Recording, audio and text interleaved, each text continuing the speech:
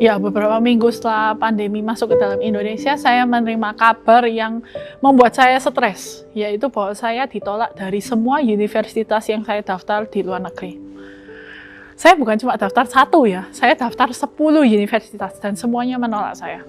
Saya merasa pada saat itu kerja keras saya selama 2 tahun itu rasanya semua sia-sia. Saya belajar setiap hari, saya menulis banyak esai, saya minta surat rekomendasi, pokoknya semuanya itu seakan-akan itu kayak hilang dalam sekejap.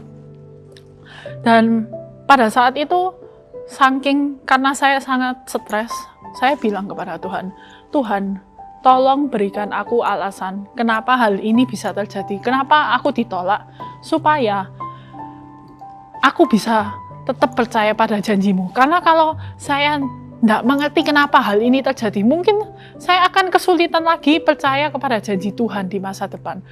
Dan jujur, waktu itu Tuhan dengan baiknya dia memberi jawaban kepada saya.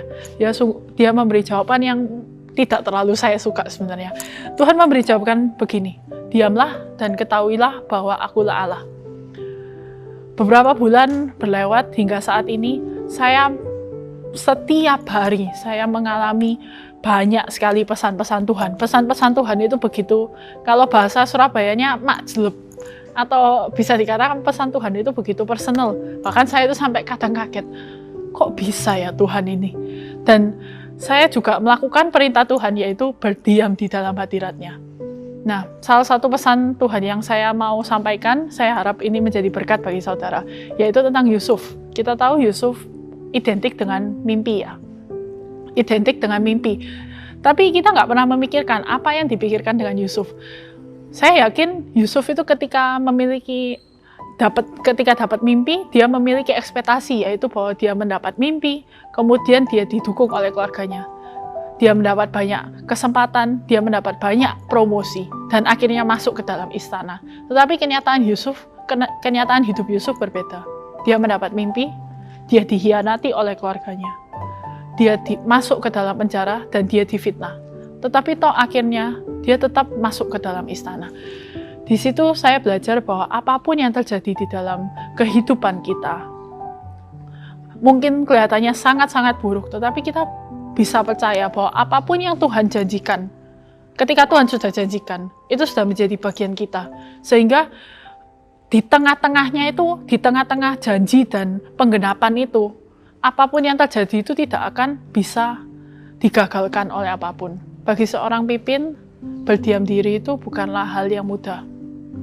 Karena bagi saya, berdiam diri itu adalah hal yang sangat-sangat tidak produktif. Saya merasa bahwa itu sesuatu kegiatan yang dalam tanda kutip, orang-orang itu kayak membuang-buang waktu gitu, kalau berdiam diri. Tapi Tuhan itu mengajarkan kepada saya bahwa ketika kamu berdiam diri, itu sesuatu kegiatan yang dengan tujuan. Bukan cuma, oh iya berdiam terus nggak ngapa-ngapain. Tetapi ketika kita berdiam diri di dalam hadirat Tuhan, itu seperti rautan, itu meruncingkan segala tujuan kita, segala tujuan hidup kita, visi kita, pelayanan kita, semua bagian dari hidup kita itu diruncingkan ketika kita berdiam diri. Dan saya merasa bahwa, wow, ketika saya menoleh ke belakang, saya melihat, wow, Tuhan itu begitu baik ya. Bahkan sekarang itu saya merasa saya sangat bersyukur, saya bisa mengalami penolakan itu. Karena ketika saya kehilangan sesuatu yang lebih berharga, yaitu impian saya kuliah di luar negeri, saya mendapatkan sesuatu yang lebih lagi berharga, yaitu pengenalan saya akan Tuhan yang lebih dalam lagi. Ya, saya Josephine Stephanie Widya. Di dalam pandemi saya menyadari bahwa berdiam diri itu bukanlah sesuatu kegiatan yang sia-sia, tetapi berdiam diri di dalam hadirat Tuhan akan membawa kita kepada pengenalan Tuhan yang lebih dalam, dan itu lebih berharga dari apapun. Terima kasih, Tuhan memberkati.